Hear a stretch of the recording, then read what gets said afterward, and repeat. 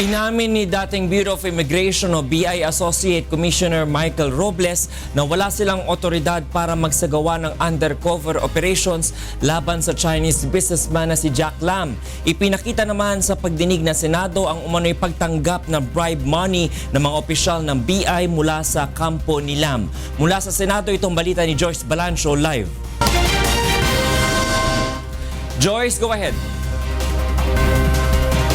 Magandang hapon sa iyo, Attorney Reggie. Hindi na nga napigilan at napaiyak na nga kanina si dating Bureau of Immigration Associate Commissioner Al Argusino na madiin siya sa pagdinig ng Senado kaugnay sa umano'y pagkuha nila o pagtanggap nila na suhol mula sa gambling tycoon na si Jack Lam kapalit ka na pagpapalaya sa mahigit 1,000 Chinese workers na nahuli sa Fontana Casino sa Pampanga noong Nobyembre. Pero Attorney Reggie, kanina sa naging pagdinig ng Senado, diniin o binigyan diin ni Argusino na wala siyang interes sa kinuha o tinanggap na pera mula sa kampo nila. Pakinggan natin ang kanyang naging pahayag kanina.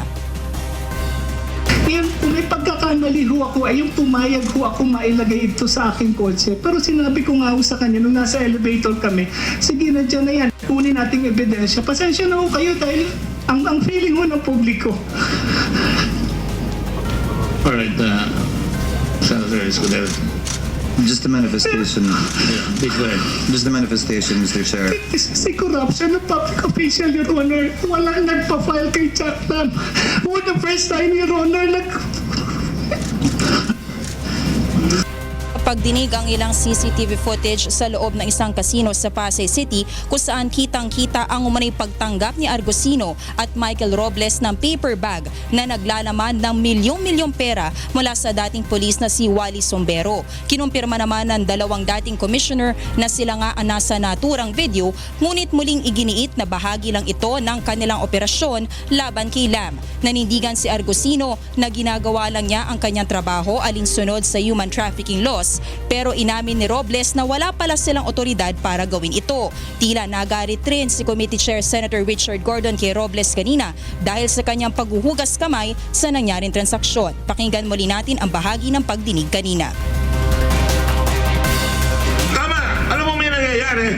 He didn't do anything about it. I was asking him, Mr. Chair, because he has the control and I defer to his discretion. Ako, no, Mr. Are you Chair. trying to make me believe you're stupid? Samantala, hindi naman nakadalo sa pagdinig si Sombero na kasalukuyang sumasailalim pala sa medical observation ayon sa kanyang abogado. Kinompronta naman ni Senator Gordon ang National Bureau of Investigation at si Justice Secretary Vitaliano Aguirre dahil hindi nito sinabi na nasa kustodiya na pala ng NBI si Sombero at pinayagan pa nila ito na umalis sa Singapore kahit alam naman nilang kailangan itong humarap sa Senado. Ayon kay Senator Gordon, ipapasight in contempt niya si Sombero habang nagbabala naman si Senator Cheese Escudero na mananagot ang NBI kung sakaling hindi maiharap si Sombero sa susunod na pagdinig ng Senado. Samantala, kanina naman Attorney Reggie ay humingi ng paumanhin si Justice Secretary Aguirre kay Senator Francis Pangilinan at binawi niya ang nauna niyang sinabi sa media na inalok o binigyan ng senador ng immunity sina Robles at Argusino. Punto per punto rin sinagot ng kalihim ang aligasyon ni Senator Antonio Trillanes IV at itinangging tumanggap umano siya ng bribery money mula kay Jack Lam. Attorney Reggie, dahil marami pang mga tanong yung mga senador sa mga resource speakers at marami pa sila gusto malaman pa dito hinggil sa issue, nagtakda pa sila ng isa pang pagdinig. So sa February 9, muling ipagpapatuloy itong Senate hearing dito sa issue na ito at inaasahan nating mapipilitan ng talagang dumalo dito ang retired policeman na si Wally Sombero para mabigyan naman niya ng pahayag o makuha na naman siya ng pahayag hinggil dito sa nangyaring ito. Attorney Reggie? Maraming salamat, Joyce Balancho, nagulat ng live mula sa Senado.